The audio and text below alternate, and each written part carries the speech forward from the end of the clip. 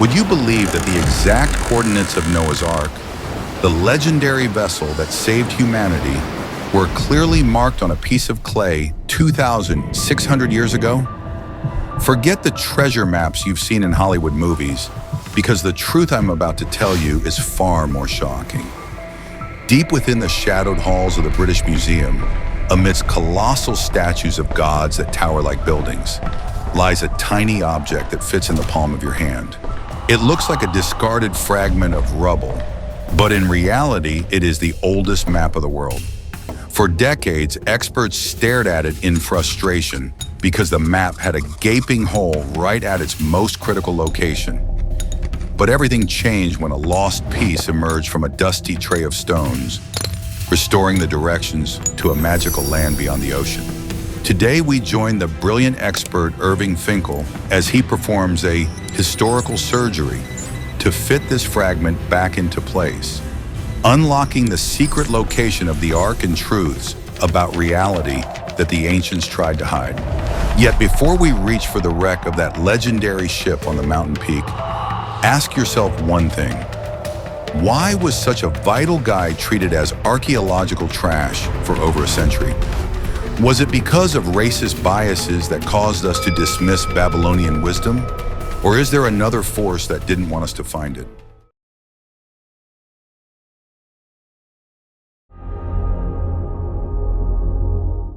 Welcome to the most authentic glimpse into the universe of the ancients. This tablet is known as the Imago Mundi, a scholarly name, but its meaning is mesmerizing, the image of the world. However, do not expect satellite-like accuracy or Google Maps here. This is not a common navigational tool. It is a gateway into the faith and mysteries of reality. Observe closely.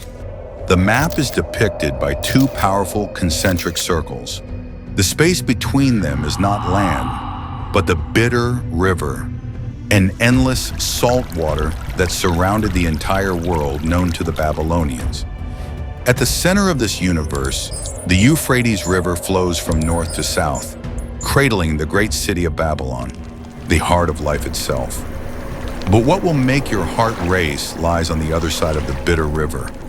Protruding from the outer circle are strange triangles, like sharp arrows pointing into the void.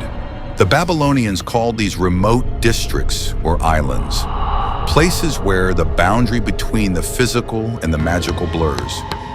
According to the ancient cuneiform inscriptions on the back, these are lands where the sun never shines, home to giant, flightless birds and trees that grow jewels instead of fruit. In our modern world, some might be quick to label these as racist viewpoints, an overblown ego that considers one's own world the only center while everything outside is monstrous darkness. But stop for a moment. What if these islands were not the product of a naive imagination? What if they were actual landmarks leading to a place that humanity has intentionally forgotten for thousands of years? The truth is, the map was severely damaged. Many of those islands had vanished along with lost fragments, rendering the directions meaningless. Scientists had nearly given up on decoding the path to the magical land, until a shocking event occurred in the heart of London.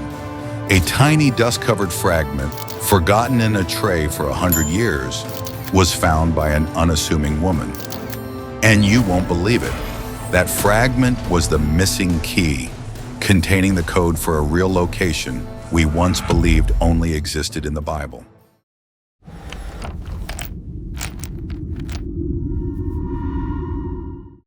When the greatest minds in archaeology began to lose hope over the incomplete world map, fate called upon a woman completely unexpected. Her name was Edith Horley. She held no prestigious PhD, nor did she have a long list of published research. Edith was simply a student in Irving Finkel's cuneiform class after work, but she possessed something busy scholars often lose: infinite patience and a pure love for the fragments of time. In the quiet storage rooms of the British Museum, where thousands of tiny clay pieces had slept in dusty trays for over a century, Edith searched tirelessly. She wasn't looking for gold, she was looking for scraps of knowledge. And then, in a breathless moment of silence, she saw it. A tiny, rough, triangular piece of clay, but with strangely sharp engravings. When Irving Finkel saw that fragment, he knew a miracle had occurred. The journey from the storage room to the main gallery that day felt like a slow-motion film. It was no longer a routine task. It was a high-stakes historical surgery. In front of many witnesses, Irving tremblingly placed Edith's small piece into the dark hole of the original map. A faint click echoed in everyone's mind. It fit perfectly. It fit so snugly that it was as if it had never been separated, so much so that they couldn't even take it back out to glue it properly afterward. This fragment didn't just fill a 1,000-year physical gap, it shattered old racist prejudices that suggested amateurs could not contribute to the great ocean of science. However, as soon as the piece was attached, another terrifying truth emerged. The new lines of text revealed on this fragment were not easy to read. They carried strange numbers and symbols that made even Irving Finkel shudder. Amidst those blurred lines, a single code stood out. An ancient word so rare it had nearly gone extinct, appearing only twice in the entire span of human history. This very word would lead us directly to the wreck of a giant ship on a rocky mountain peak. Are you ready to decode this deadly keyword?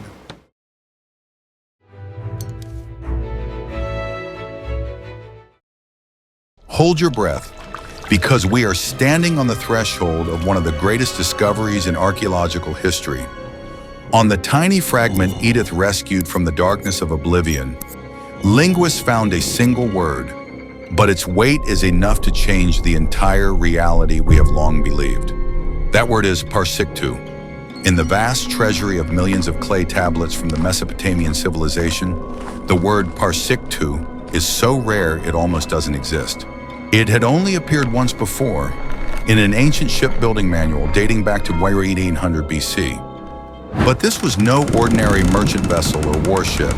It was the blueprint for a colossal ship, a transcendent structure built to withstand the wrath of the gods. In the Babylonian epic, this is the vessel that saved humanity from the Great Flood, an older, more primal version of Noah's Ark in the Bible. The word Parsiktu was used to describe the great wooden ribs, so thick and sturdy that nothing could destroy them. Surprise followed surprise. When Edith's fragment was placed, it restored a mesmerizing exploration route. The cuneiform text instructed that after you courageously row across the fierce, bitter river and journey exactly 7 more leagues into the land of magic, a giant mountain will appear, piercing the gray sky. And right there, amidst the barren and cold crags, you will see the remains of the great ship of old. This is no fable to scare children. For the Babylonians, this was an obvious geographical fact. They drew it on the map because they believed that if a person had enough persistence and faith, they could actually touch the decaying wood of the saving vessel. This discovery dealt a powerful blow to the racist prejudices of the old era. The narrow views that only Western texts held a monopoly on historical truth. As it turns out, the truth of the Great Flood and the life-saving ark was etched into the soil of Babylon thousands of years before the first words of the Bible were even written. We realize that whether by the name Noah or Utnapishtim, whether the mountain is called Ararat or Urartu, the memory of a global catastrophe and human survival is a shared heritage, belonging to no single race or religion. But don't get too comfortable with this discovery.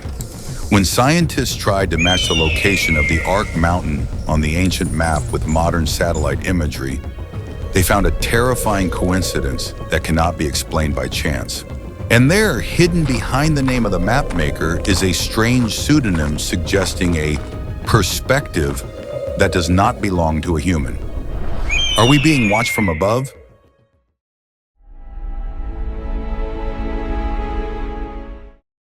We are about to witness these cold clay pieces begin to burn with the light of truth. When modern scientists use digital overlay technology, placing this 2,600-year-old map over high-resolution satellite images of modern Iraq, A wave of awe filled the room. The accuracy was terrifying.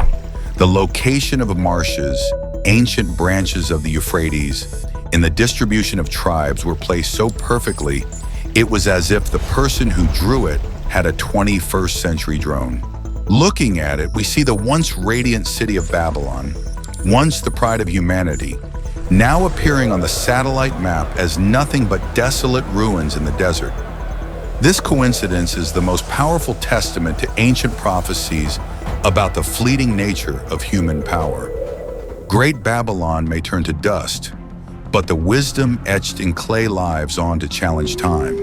But a question larger than any archaeological discovery arises. How?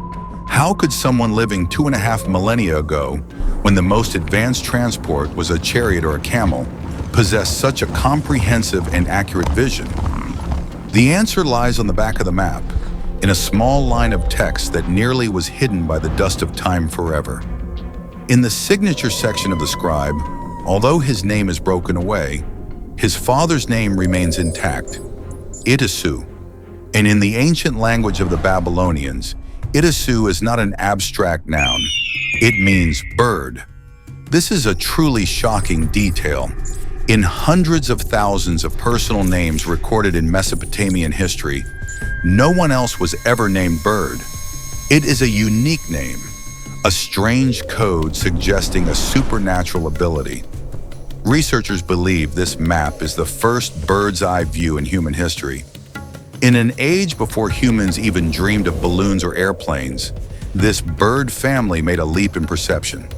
They used transcendent imagination, religious faith, and perhaps even special spiritual states to transcend the earth, soar into the clouds, and look down at the world with the vision of a god. They didn't draw with a ruler, they drew with their soul. Transcending all technological barriers and overcoming the racist prejudices of an era that always sought to imprison humans within narrow tribal boundaries. The Ittissu family left us a priceless legacy. They proved that reality is not just what we feel under our feet, but what we dare to imagine from above. Their victory is a victory of the desire for freedom and boundless vision. We suddenly realize that this tiny map contains a vast universe. It reminds us of a profound lesson. The greatest secrets, the answers to the greatest mysteries of reality, sometimes do not lie on distant planets or in hoards of gold. They are hiding right within the smallest, dustiest fragments, waiting for a heart patient enough and a mind grand enough to wake them once more.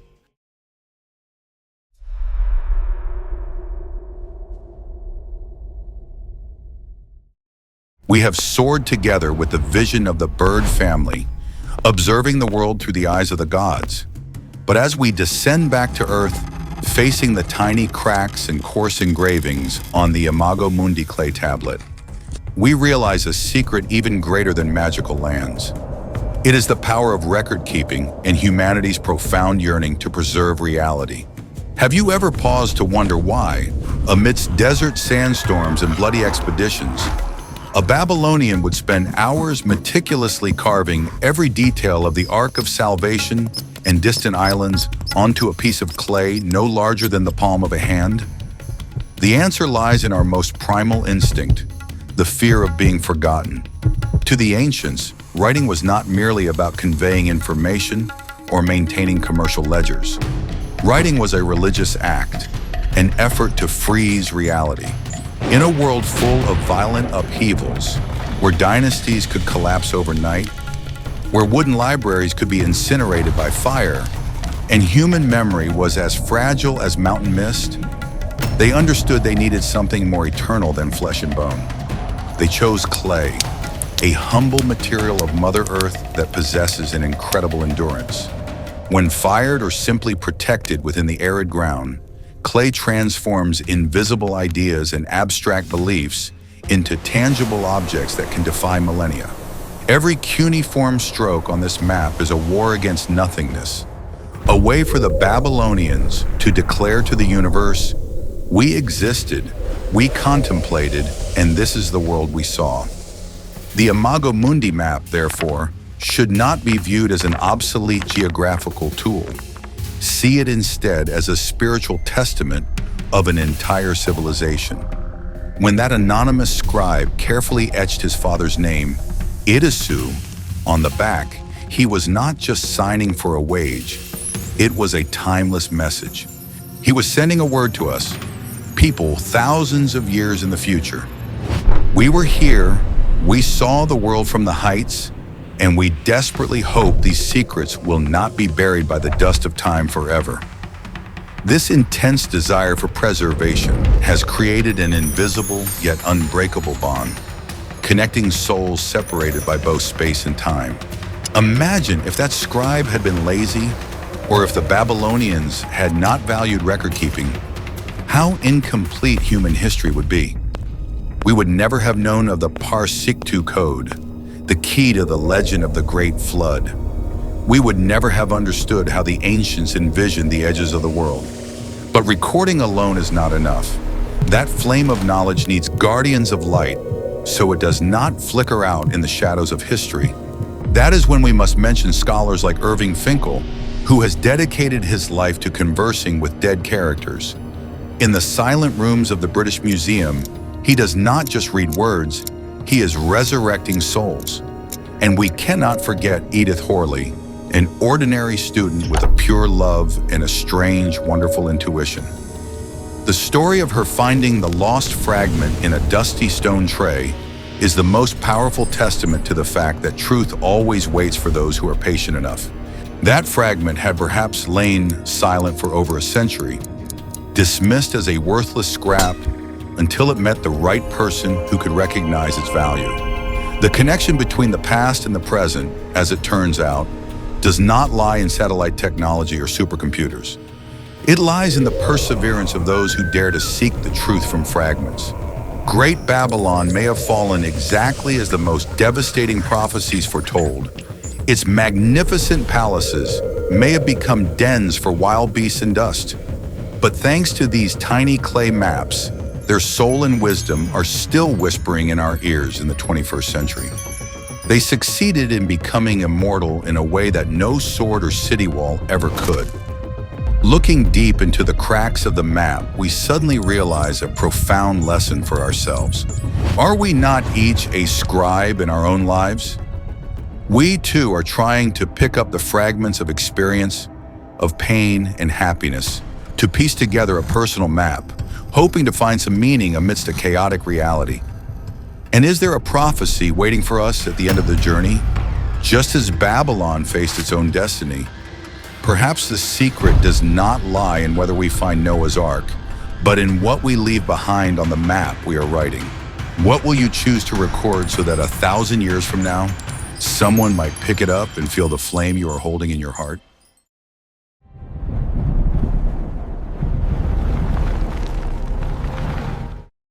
When we hold the Imago Mundi map in our hands, we are not merely touching a geographical artifact. We are looking into a dream of eternity. On that small piece of clay, Babylon appears not just as a city, but as the navel of the universe, the absolute center of reality. The Babylonians drew the world around them with unparalleled pride, believing their empire would endure forever like the Euphrates River flowing through the heart of the city. Yet when we place this ancient map alongside the grim geopolitical reality of today, we are forced to confront a chilling truth. The collapse of a great empire was sometimes predetermined by words more powerful and lasting than stone or cuneiform. These are the biblical prophecies, the maps of destiny written long before Babylon's decline. Step back in time over 2,500 years. Babylon was then hailed as the jewel of kingdoms, a wonder of the world with massive walls wide enough for chariots to drive abreast. At the height of its glory, prophets like Isaiah and Jeremiah made declarations that any contemporary would have deemed madness or a grave insult. In the books of Isaiah 13 and Jeremiah 50, the Bible recorded that Babylon, the most powerful empire on the planet, would be destroyed to the point where not a single brick remained atop another, and specifically, it would never be rebuilt or inhabited again.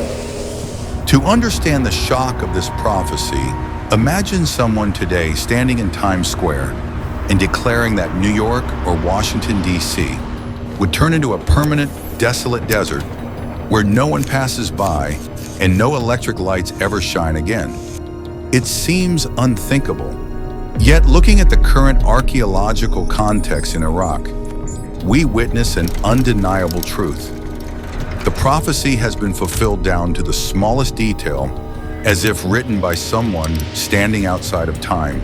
In the place where the magnificent hanging gardens once stood, one of the 7 wonders of the ancient world, once echoing with the music and luxury of kings, there is now only arid dust and crumbling bricks encrusted with salt. The Bible wrote a definitive affirmation. It will never be inhabited through all generations. Reflect on this.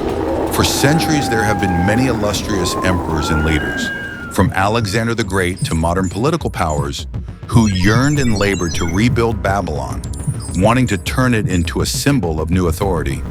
But all have failed strangely. It is as if Babylon has been sealed by a geographical curse, turning it into a forgotten land where even nomadic tribes, who fear nothing, refuse to pitch their tents. But the detail that makes anyone shudder most is the ecological state of this land. The biblical prophecy did not just speak of the absence of humans, but also described in detail that Babylon would become a dwelling place for wild animals and fearsome creatures. When scientists and rare visitors set foot in these ruins, they found vivid and bitter evidence. Amidst the ruined palaces where kings once reigned, there are now dens for hyenas, wolves, and predators. The presence of wild beasts amidst the architectural ruins is not just a natural phenomenon. It is the final physical seal confirming that what was written in the Bible was not the religious prejudice of hostile nations, but a historical truth predetermined by a supreme power. Contrasting the Imago Mundi map, which glorified Babylon as the center of reality, with its desolation today, brings a sense of poignancy and solemnity. It shows a stark opposition between two worlds. On one side, the human yearning for immortality etched in clay. On the other, the stern judgment of time. Babylon is no longer the center of the world. It has become an eternal lesson in hubris. The Babylonians may have possessed astronomical knowledge. They may have drawn maps leading to magical lands or the legendary Noah's Ark, but they were completely blind to their own fate. Why could an empire holding transcendent wisdom and the vision of the bird not see the impending collapse? Was it because they were too busy looking at far-off lands beyond the ocean that they forgot to look back at their own soul and the pride of their nation? This map, with the fragment found by Edith Horley, now takes on a completely new meaning. That fragment does not just fill a geographical void. It opens a deep chasm between human ambition and celestial reality. It reminds us that no matter how modern our technology, no matter if we can map distant galaxies, transience is always present. Babylon fell, leaving a painful reminder. What humans build with pride will be erased by the dust of time. Only truth and prophecies endure. Could it be that the final fragment of the map does not only point to the past and is not just an interesting archaeological game, but is actually a red alert warning for our own future? We live in an era where humanity draws great maps for itself. Maps of artificial intelligence, of conquering planets. But if we repeat Babylon's mistakes, if we consider ourselves the sole center and ignore the spiritual and moral laws that have always governed this universe, are we drawing our own path to desolation? Babylon is the mirror of the past, but at the same time, it is a wake-up call for the future.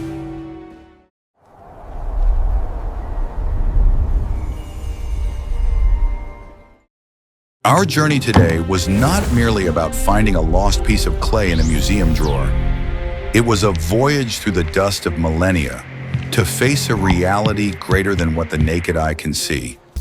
From the cuneiform engravings of the bird family to the earth-shaking prophecies of the Bible, we realize that history is not a soulless straight line, but a picture meticulously designed by a powerful hand. Looking back at the oldest world map, we see the human longing to touch the divine, like the wreck of Noah's Ark on a mountaintop or magical lands beyond the ocean.